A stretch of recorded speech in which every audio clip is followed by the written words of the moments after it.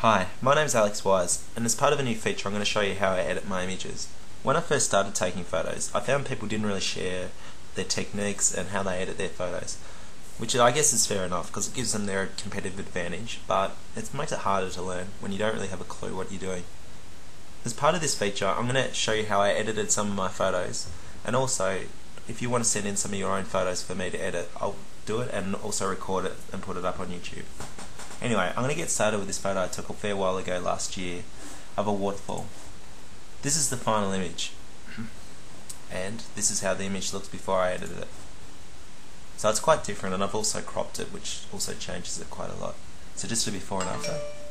Oh, oops.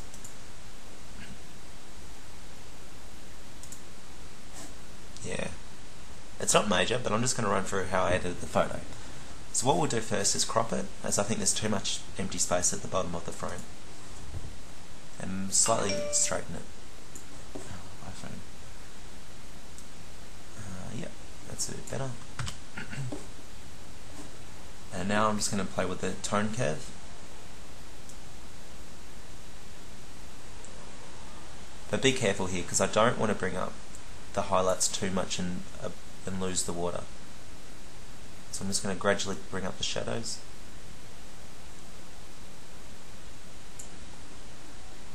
And also grab the adjustment brush. From this point, paint over the foliage.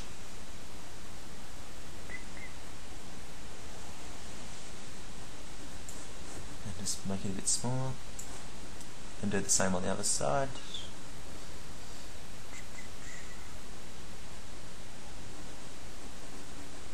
Okay, I'm just going to bump up the exposure a tiny bit, and also drop the contrast a little, and slightly bump up the saturation, and might experiment with adding a green to the colour,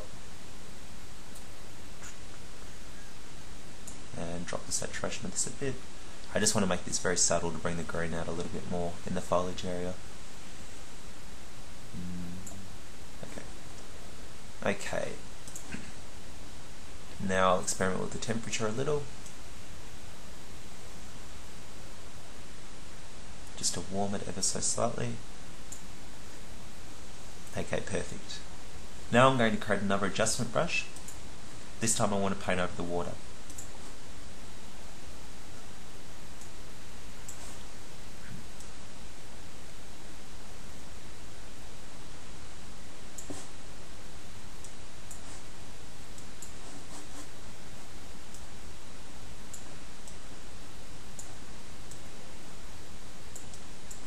Okay, I'm just going to drop the exposure a little.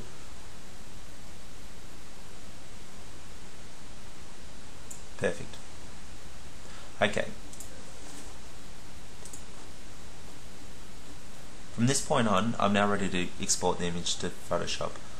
You're probably wondering why, but I'll show you in a couple of minutes. So I'll just export it as a full image.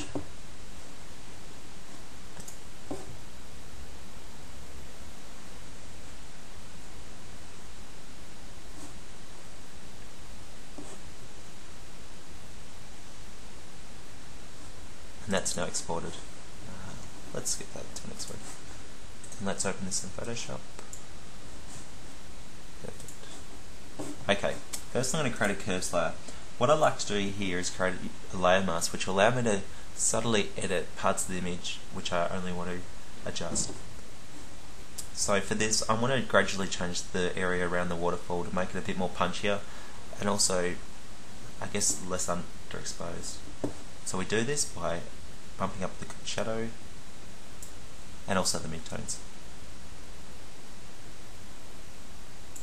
And we'll play with the highlights slightly. Okay, perfect. As you can see, this has actually blown out the water, which is fair enough as we are pumping up the detail quite a lot. So what we'll do here is create a fill layer by going to Edit, then Fill, and change the colour to black. Okay, so this has taken us back to where we started. Now select the paintbrush tool, and then the white, and then paint over the area that you wish to bring back from what you just adjusted with the curves. So for example, when I use this with the opacity set to 100%, it'll bring back what I just did in the curves.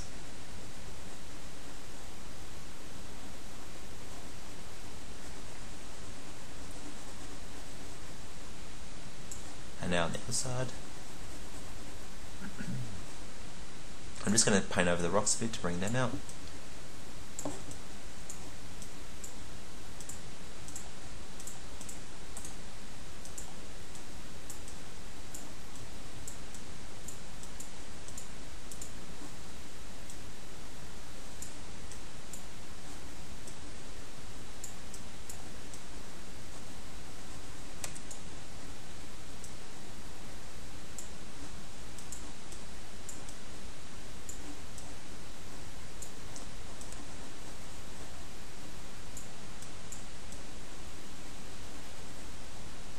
Okay, perfect. As you can see in the layer mask, it's very much scattered to black and white, but it's just how I want it. So now we can collapse this layer. And now I'll do the same to bump and give the water a bit more oomph. I just want to bring the highlights out just a tad until they start to overexpose. This makes them just pump a little bit more, and like so. And they're just starting to overexpose. Like before, I'm just going to create a layer mask and paint over the area that I don't wish to edit. Sorry, paint over the area that I do wish to keep. So as you can see, that's brought out the water perfectly. I'm just giving it a bit more oomph.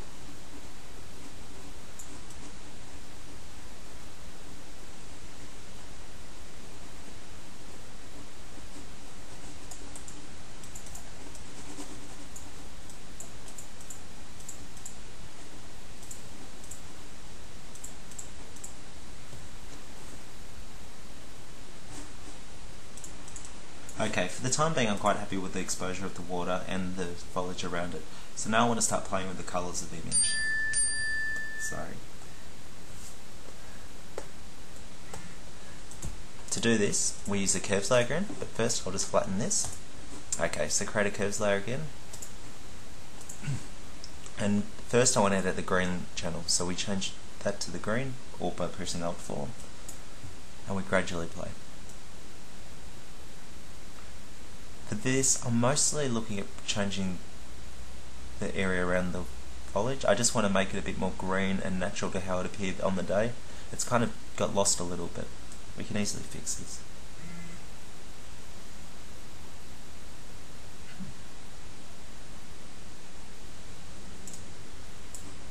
I just want to make this very gradual and not too noticeable.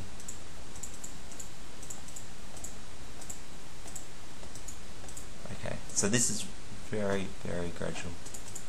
And as before, I'm just going to paint over the water as I've slightly introduced a green tinge to the image that I don't want to have in the water.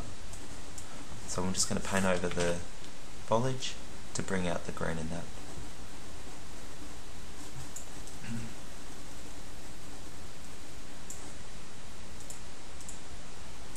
As you can see, it's very subtle.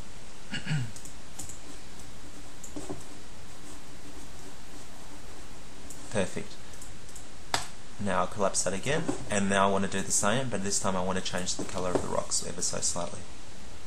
This I might change to the red channel, and gradually play with the shadows and midtones.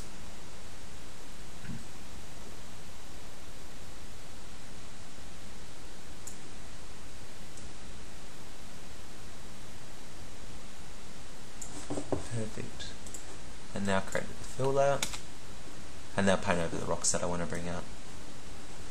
Once again, this is really subtle and it doesn't really make a whole lot of difference to the image, but it's just something minor that I like to do from time to time to make it more how the image looked when I took a photo there.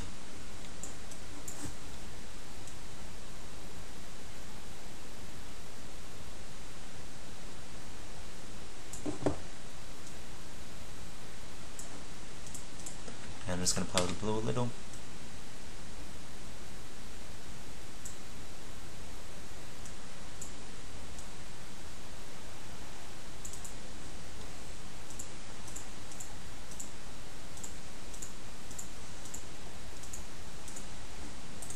And now I'll collapse the layer. Perfect. Okay, so now I'll create a duplicate layer which will allow me to slightly play with certain areas. So I'm going to select the dodge tool, and I'm going to change it to the highlights, as I want to highlight certain areas of the image. So I'm going to create a bit of a larger brush and set the exposure to around 30%. So let's start by running over parts of the image. A little bit too much. That's better.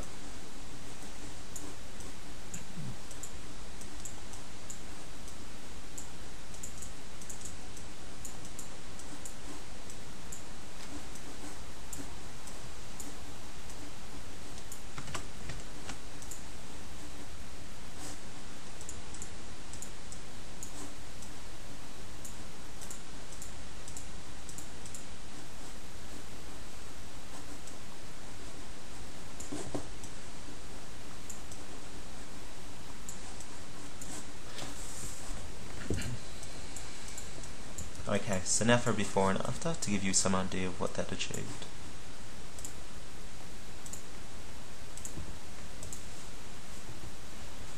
As you can see, it kind of makes the highlights a bit more punchier and just stand out a bit more. Before they were a little bit dull and almost grey.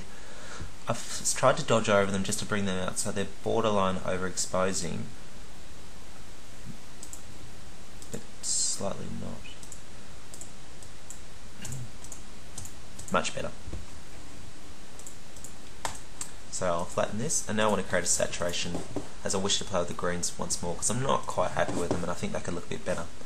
So I'll use this tool and I'll select this area.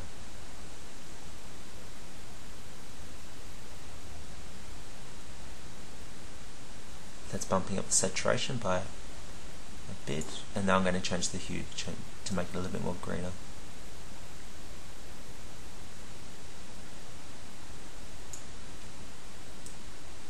Perfect.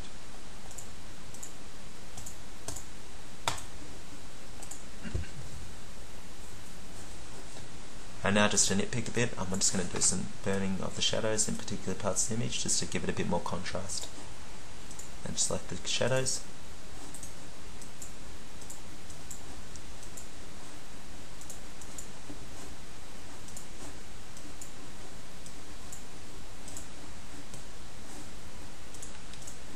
Perfect. And now for a before and after, we start off with this. Oops.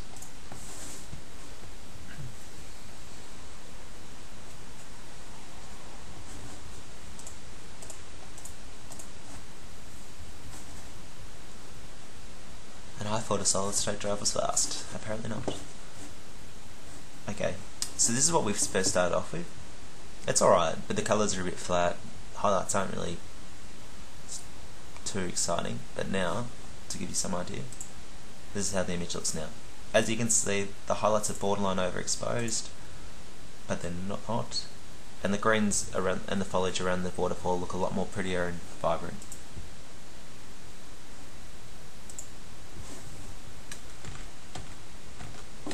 Okay, so I'm going to resize this for the web. Change the resolution to 72 dpi and make it about 800 high. Perfect. But first, before I actually put on my blog, I want to change the sharpness of the image to bring it out a bit more. So I create a duplicate layer and then go to Filter, Sharpen and Unsharp Mask. Okay, so this is automatically sharpened based on my previous setting. I mostly export around 800, so it's pretty much how I want it. But I actually want to sharpen this in a two-stage approach. I don't really want to sharpen the foliage as much as the rocks, so what I'll do is I'll sharpen the rocks first.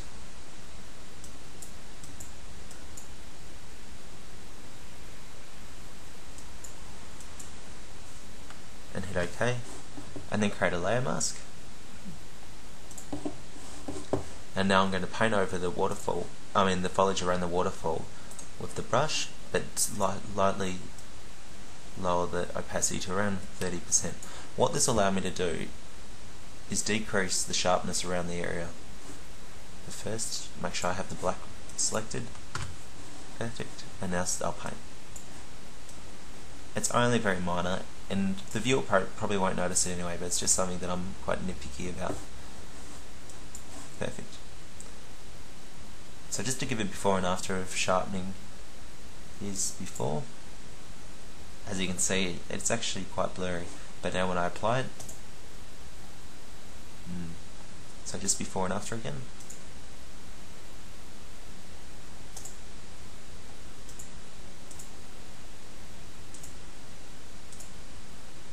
Perfect. I'm happy with that image, and now I'll put it on my blog. Thanks for watching. But if you have any questions, I'd be more than happy to answer them. And hey, if you actually want to send in your own images for me to edit and put on YouTube, I'm more than happy to do so, as long as you don't mind. My email will be in the description below, but in case you can't find it, it's alex@alexwisephotography.net, and you can also view my images on www.alexwisephotography.net. Thanks very much for viewing. Bye.